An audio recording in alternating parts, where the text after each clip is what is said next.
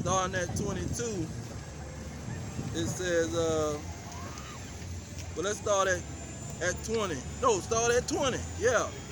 Psalm 55 and 20. He says, he has put forth his hands against such as be at peace with him. See? He have broken his covenant. Why are they at peace with him? Because he was coming with, oh, peace, peace, knowing he got a plan on killing them. He got a plan on conquering and taking over. That's what Columbus said. Columbus said, man, these people are peaceful, and we can take them over with 50 men. They are easy to take over. They handing us food. They being nice to us. They don't know we some hardcore killers. We some hardcore murderers. They don't understand. He said, he have put forth his hand against such as be with peace with him, be at peace with him. He have broken his covenant. The Native Americans, they had like 400 covenants or peace treaties with these dragons. But what happened? They didn't keep not one covenant. They brought more soldiers. Come on over, man. These people are meek. They humble. They'll feed you and everything. They'll even give you a woman if you want it. We can take them over easy, man. These people are gullible. We can bring a bunch of swords, a bunch of gunpowder, pistols, and take these people over, man. Take any woman we want. See, they knew the people was weak. And that weakness went into, they wasn't understanding how witchcraft works. They didn't understand how to be subtle and deceptive. See, they didn't understand these things because they was working off the laws of Moses still. They still had the intuition of, not the intuition, but they still was from dealing with the laws of Moses in their culture. That's why they wore fringes. And they dealt with the ceremonies that the Israelites dealt with. But what happened? Let's get 21. He said, the words of his mouth were smoother than butter, but war was in his heart. See, they gonna talk not so-called nice. How you doing? You're such wonderful. But in their mind, they got some kind of scheme to lie, steal, and kill. It says his words were softer than oil, yet were they drawn swords. See, this is the spirit of Esau. This is how they operate. And this is the witchcraft that they come with. This is the craftiness that caused their hand to prosper. Because a gullible person, when they hear you talking a certain way, you talking all this way and that way, they fall for it. And they open up their door, and then you busting in the door with the 4-4 like big and small. See? It says, the words of his mouth were smoother than butter, but war was in his heart. See, the Native Americans didn't think, okay, these people gonna bring more people with weapons, and they gonna try to take over our whole operation. See, they weren't thinking that the people had those plans. It says his words were smoother than oil, yet were they drawn swords. See, he probably was giving them all kind of compliments. Oh, y'all got gold? Y'all got silver? What's going on, man? Y'all living good over here. Well, y'all doing it big, you know. Next thing you know, he telling the military, man, we can take these people with 20 people. They gullible. They don't even know about war. They don't understand we gonna come and take over their land. They thinking we coming to be their friend or something. Hey, see, that witchcraft powerful, man. You can't be that's why a woman need a man, because a man can come and put that witchcraft on her, and then she gone. But this is how Esau operates. But let me get into how the Lord exposed him. He exposed them and let us know that it wasn't just one Edomite that did it. This was a whole nation. A whole nation was going to conquer certain groups of people. They weren't going to do this to the East Indian. They weren't going to do this to the Chinese. They weren't going to do this to the African. They weren't going to do this to the Arab. They was only going to conquer and slaughter the Israelites. That's how we know who the Israelites is, because they being slaughtered by the Edomites, and they don't have a king, they don't have a military, they don't got no kind of way to fight back. The only thing they can do is march in the street with a sign talking about we shall overcome. What you overcoming? Without a military, you ain't overcoming nothing. What are you overcoming, man? We shall overcome. You know, they come through the city, and don't think the Negroes that was in the projects or whatever they had in the 60s, they wasn't the only ones standing up. But that goes back into, let's go ahead and get it, Ezekiel 37. Ezekiel 37, I'm going to start at verse 10. It says, so I prophesied as he commanded me, and the breath came into them. See, the prophesying was going to trigger them to come alive. The prophesying was going to trigger them to identify the witchcraft of Esau. It says, and they lived and stood up upon their feet, an exceedingly great army. So in the 60s, it wasn't just the Negroes standing up talking about, we shall overcome. See, that wasn't the only one standing up against these Edomites, man. You had the Native Americans standing up saying the same thing. Y'all slaughter our people. This our land. Y'all need to give us reparations or whatever. Then you had the Hispanics. They stood up saying the same thing. They conquered us. They kicked us out of Mexico. They kicked us out of California. See, this wasn't just one group of people, the so-called black people, because they want to say black Hebrew Israelites, but it ain't got nothing to do with no black. This has got to do with who did Esau slaughter? Who did Esau use his witchcraft on? That's what it's all about. And those people is going to be identified as the Israelites, as God's chosen people. No matter how they look, no matter what they got going on. If you been slaughtered by Esau, you been tricked and robbed and murdered by Esau, you are the Israelites. But this is what, when he prophesied this is when they was going to wake up. And so that's how his witchcraft wasn't going to work on the elect, because only the elect was going to stand on their feet, because they was going to listen to the prophecy. Now the 2/3 not going to listen to the prophecy. They going to say, them people crazy wearing dresses out there in the street talking against the so-called white man. See, they not going to listen. They wasn't chosen. They was called because they are Israelite, but they wasn't chosen. Look at Ezekiel 37 and 11. Then he said unto me, Son of man, these bones are the whole house of Israel. Behold, they say our bones are dry and our hope is lost. See, they hope was lost, man. They say, how in the world we gonna beat these Edomites, man? How we gonna beat these dragons? They got a whole military, man. What are you talking about?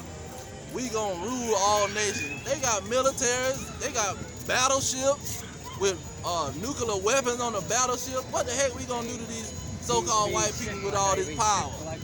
We can't do nothing with these people, man.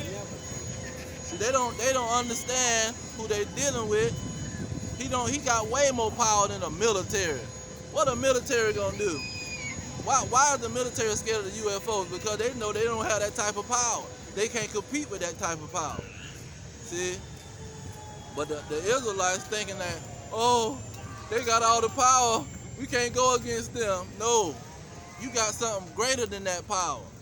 See, that's why he told Jacob, when he wrestled with the angel, you have power with God and with men. You're not just gonna have power with men. See, you're gonna have power with God, man. That's why he told him, ye are gods. You greater than a man. You're not just some man walking around. You're not just some average man in the midst of the nation, because you got an inheritance. Just like a rich person. A rich person is not the same.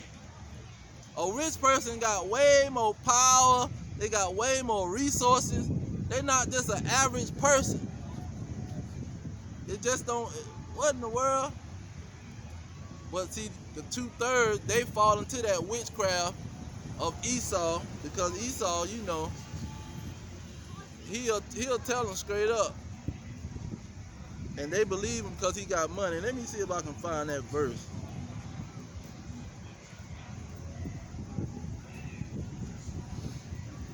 Because in the Apocrypha, it talk about people listen to rich folks. See, if you rich, they gonna listen. Oh, he got money, let me listen to him. See, that's why all the entertainers, they listen to the entertainer. Whatever the entertainer say, they listen to them. Being better is the poor man. See, if a rich man open up his mouth, they all listen. It says, rich man better than rich. Oh, there it is. Ezekiel, no, not Ezekiel. Sirach. Ecclesiastes 13:23. It says, when a rich man speaketh, every man holdeth his tongue, and look what he said. See, when a rich person says something, they all pay attention. See, it says, they extol his words to the cloud. See, when you got money, you just not an average person. You just not anybody walking on the street. You greater than that. It says, but if the poor man speak, they say, what fellow is this? And if he stumble, they will help to overthrow him. See, if you a poor person, everybody gonna help to overthrow you. They don't got no value. You don't have no value in any society. But a rich person just ain't an average person. Why is it freezing like that? I'm gonna keep going. Let me read that again, because this is why the witchcraft of Esau works so well. See, this is the main element of Esau's witchcraft, because his history and his record pretty much is evidence that he's not to be trusted. He's not to be believed. Nothing that come out of his mouth should be believed. But when you got the rule of rich people and poor people, then you understand why people fall to his witchcraft. It says, Ecclesiastes 13:23, when a rich man speaketh, every man holdeth his tongue. And look, what say he? They extol it to the clouds.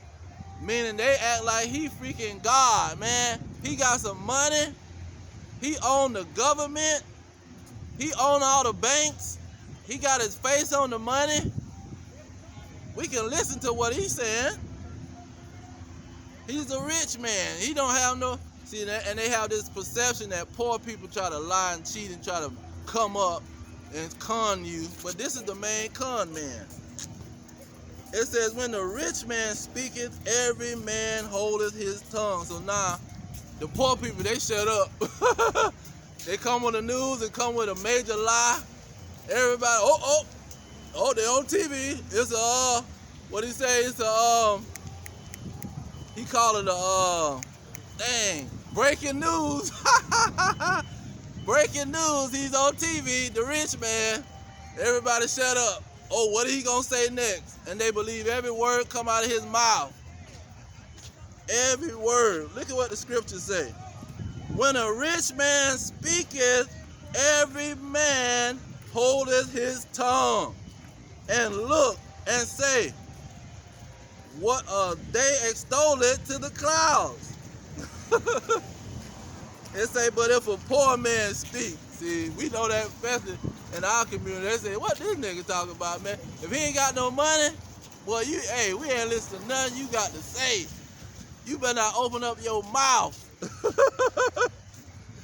But if a poor man speak, they say, what fellow is this? If he stumble, they will help to overthrow him. See, a poor man ain't got no respect. So the rich people can put all kind of witchcraft and all kind of lies because everybody gonna believe what they say. They got money, they run the government, they run the education system, they run the military, they run the colleges and all of this scientific research. See? I'm gonna have to highlight that one because that's one of the greatest verses on the scene. This is how Esau witchcraft prospered. But let's jump up some and get how really his witchcraft go down.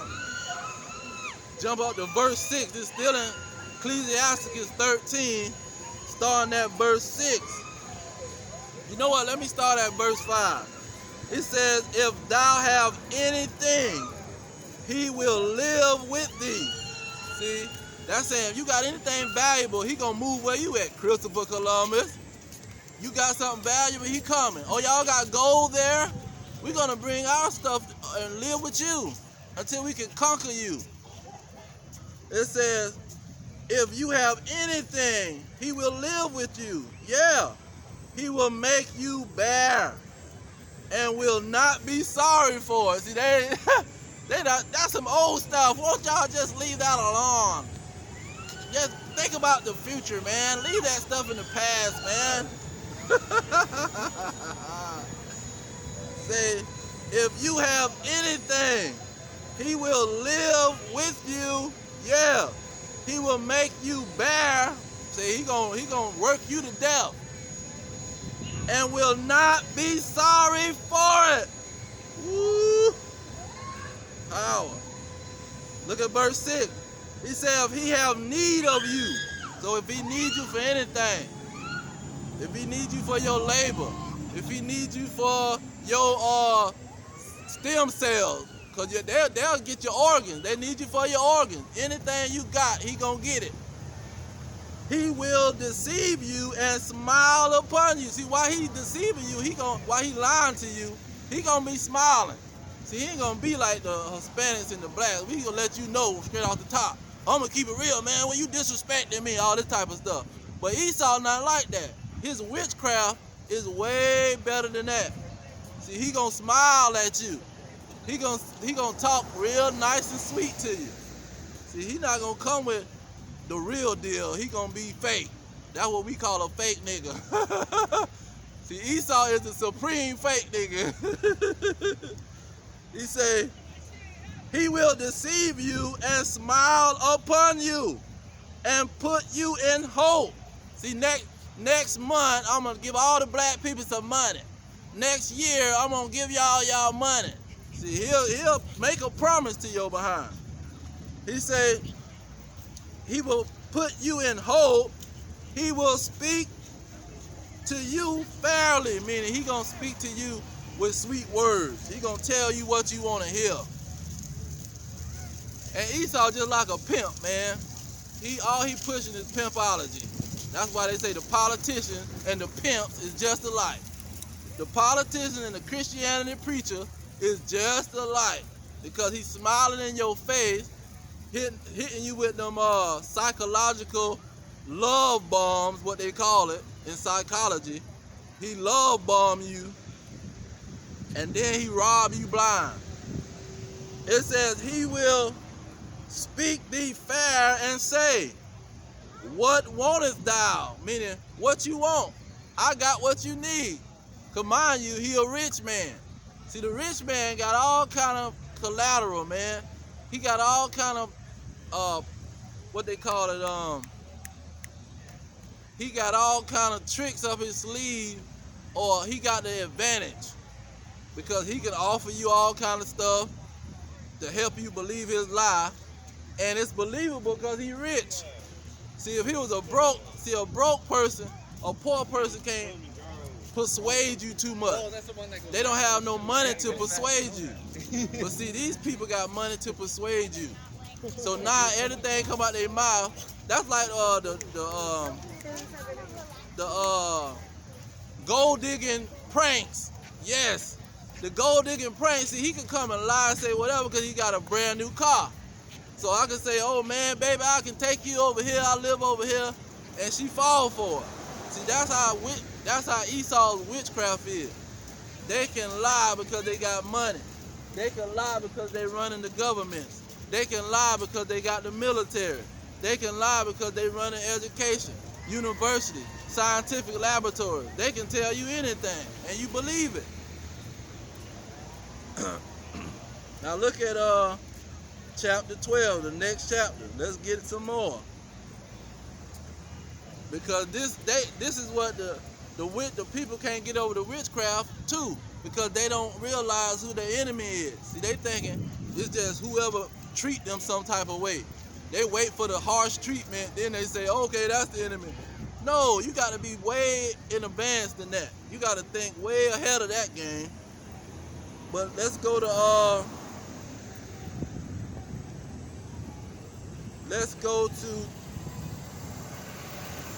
let me get verse 9. Ecclesiastes 12 and 9. Because this is going into that money.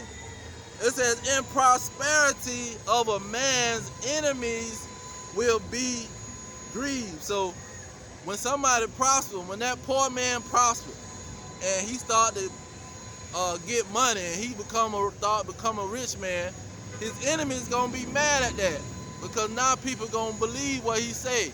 Now he gonna have a voice, because he didn't have no voice being broke. You don't have no voice being a poor person. If you a homeless man, you don't got no voice. People gonna try to avoid you because you trying to get their money. It says, I just want to bring that part. Let me jump down to 10. It says, never trust your enemy. See, that's the first golden rule that will break that witchcraft in half. See, they can bring no witchcraft. Once I know you my enemy, you can't come to me with no witchcraft, man. You can't say, oh, you're a nice guy, you know, I like you, man. What's going on? I know you my enemy. I don't give a damn what you say. See, once I know you my enemy, your witchcraft cannot work. You can have $1 billion, you can have $1 million, you can have $1 trillion, and the Rothschild got $1 trillion. See, that's why you come on here and you get on YouTube and they say, oh, misinformation, because they don't want people to know, and they the one got the power. It says, never trust your enemy, for like as iron rusteth, so is his wickedness. See, iron is not just gonna stay smooth and shiny. You got to polish it, you got to clean it, you got to keep it in the right atmosphere, because if you don't, it's gonna start to rust, and you ain't gonna be able to keep nothing secure and safe like that, because the world is moving. That's the law of dynamics, something dynamic, where everything break down. Anything on the world, it's got to break down. That's a law. It say, never trust your enemy, for like as iron rusted, so is his wickedness. Though he humble himself and go crouching, yet take good heed and be aware of him. See, this is what the witchcraft, they don't understand.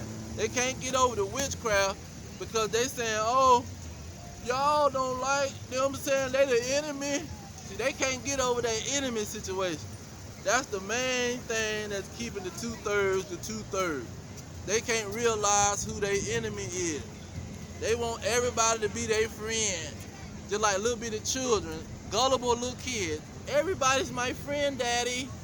No, everybody's not your friend. Everybody don't have your interest at heart.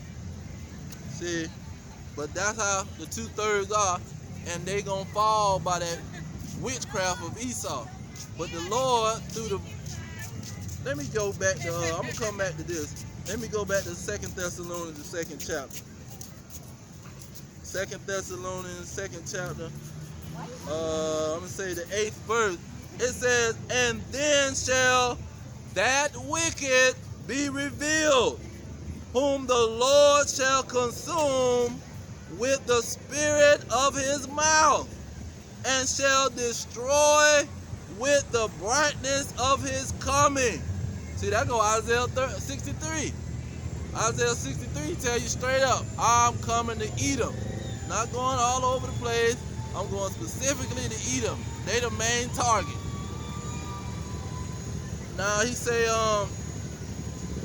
the Lord shall consume with the spirit of his mouth. The scriptures is the spirit of his mouth. That's why it's called God's word. See? The spirit of his mouth. God's word. The Bible. That's what's going to cut that witchcraft that Esau's coming with. See? That's causing his hand to prosper and him to gain power over the world. Just look at the elites. People don't know the elites are their enemies. The elites trying to kill them. The elites got bunkers all over the place. They get their bunkers, but they trying to start a war so everybody else can die while they're in their bunker. See, people don't even know who their enemies are. They thinking everybody their friend. Let's go back to Ecclesiastes 12. Yeah, because the elites know what's coming, and they throwing everybody else to the wayside. Let's see, 6. Let's get back to verse. You know what? Let me just jump down to 12. Ecclesiastes 12 and 12. Set him not by thee. See, meaning don't set these dragons by you, man, or your enemy, any enemy that you got. Lest when he have overthrown thee, he stand up in your place. And that's what he told Esau in Genesis 27 and 40. He said, you're going to take the yoke of your brother off of your neck, and you're going to rule over him. It says, neither let him sit at your right hand, lest he seek to take your seat, and thou at the last remember my words and be pricked with. So he said, you're going to remember what I was telling you when your enemy overtake you. When you realize he wasn't your friend and he was your enemy, now you're going to realize it. You're going to realize what I said and be pricked. Look at verse 13. Boy, this is a killer chapter. 12 and 13, breaking down the witchcraft of Esau to the max. He said, who will pity a charmer that is bitten with a serpent? So somebody is playing with a snake, and everybody in the world know a snake will bite you and put venom in you. But they gonna go down there and play. And you know them East Indians, them jokers, they'll get a snake, man, and it'll be a cobra, the cobra looking them in the face, and they'll just sit there and play with the snake. Say, okay, that snake bites you in your behind. Where it is, it say, who will pity a charmer that is bitten with a serpent, or any such as come now a wild beast? Now, that serpent has a record. That serpent has history. And everybody know that history, that's why they're afraid of that serpent. But if you knowing that history, you go up there and think he your friend, oh, this is a snake, and he bites you, nobody's gonna pity you. They're gonna say, you should have knew better, man. That's a viperous snake, a venomous snake. You can't not trust an animal. You cannot trust a wild beast. He's proven himself. Or what? You talking about wild beasts now. Let's take a lion or a wolf. No, let's take a hyena. A hyena has proven himself to be vicious. A hyena will eat any animal.